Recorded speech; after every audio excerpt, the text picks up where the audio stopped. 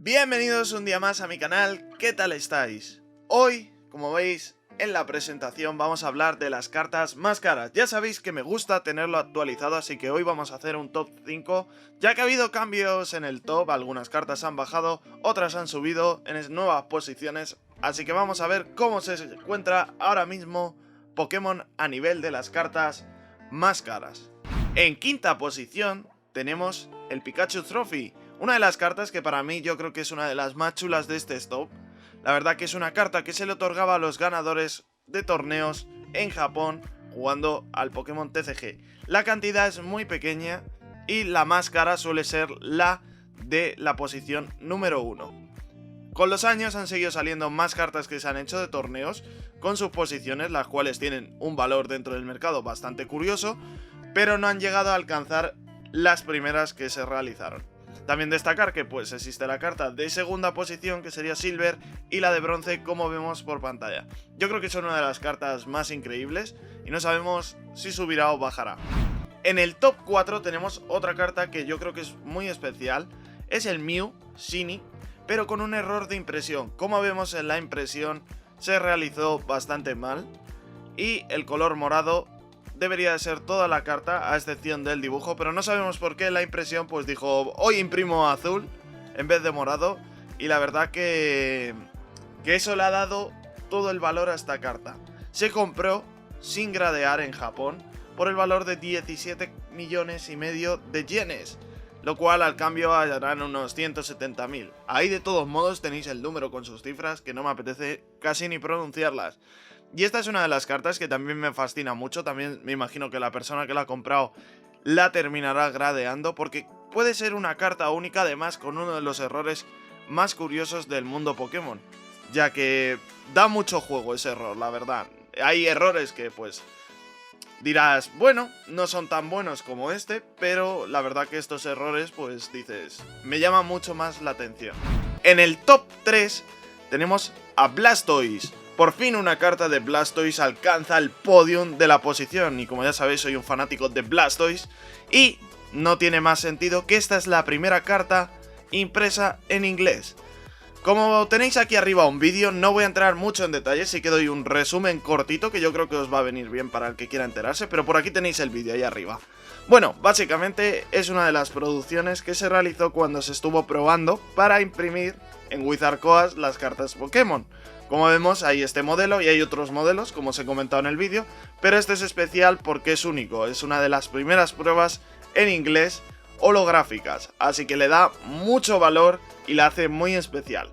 Como vemos, la gradeó CGC Universal Grade, que es una empresa que viene bastante fuerte, ya he hablado bastante de ella, e incluso estaba planteándose instalar una sede en Europa para todas las personas que quisieran gradear cartas. La verdad que estaría muy bien que terminara llegando a esa idea, pero veremos si al final lo terminan consiguiendo o no. En el top 2 hablamos del increíble Charizard Base Set First Edition Shadowless. Es una carta increíble que quién sabe si en el futuro subirá o bajará.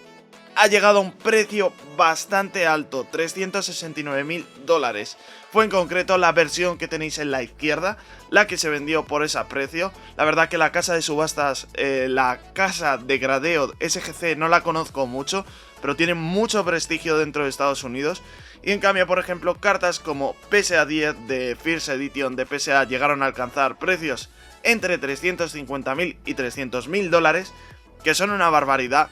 Hay varios modelos de estos de PSA 10 vendidos, pero la verdad que es una carta bastante deseada, muy codiciada. Yo creo que la quiere casi todos los coleccionistas y seguramente se mantenga durante mucho tiempo en el top 2. Para finalizar tenemos la Pokémon Illustrator, la carta famosísima del programa de CoroCoro, por un concurso que se realizó en el cual había que enviar unos dibujos y los ganadores recibieron estas cartas. Las unidades son muy pocas y ya cada día quedan menos porque los coleccionistas rara vez se deshacen de esta pieza. De hecho, el último coleccionista en adquirir una de estas cartas fue Steve Aoki, que lo tenéis por aquí en un vídeo por si queréis echarle un vistazo, y contó que le costó sobre un precio de entre 300 a 400.000 dólares. Al ser un fanático de Pokémon, quiso hacerse con una de estas cartas especiales y solo al alcance de unos pocos, porque la verdad que hay muy pocas unidades y solo hay una carta que ha obtenido el 10 y no fue la de Steve Aoki, porque la de Steve Aoki no revelo la nota que tuvo, pero lo tenéis ahí, de todo modo, por si le queréis echar un vistacito. Pero no sabemos qué precio podría llegar a alcanzar la única carta con 10, siendo el santo grial de Pokémon este. Así que nada, para finalizar tenemos como bonus la caja base set más cara jamás vendida dentro de la historia de Pokémon que conozcamos. Esta es la edición First Edition Shadowless. Como podemos ver, no lleva los logos de Wizard en ninguna parte, por lo tanto, la primera caja que se hizo.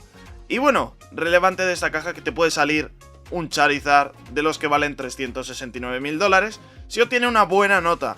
Logan Paul en su última apertura, la cual tenéis aquí un vídeo resumen, sacó 2 de estos Charizard, que luego no sabemos qué nota tuvo finalmente.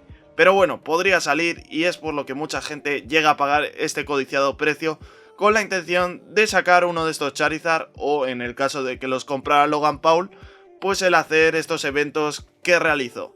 Y bueno, no sé qué opinaréis vosotros sobre el mundo Pokémon y el estado actual de este top.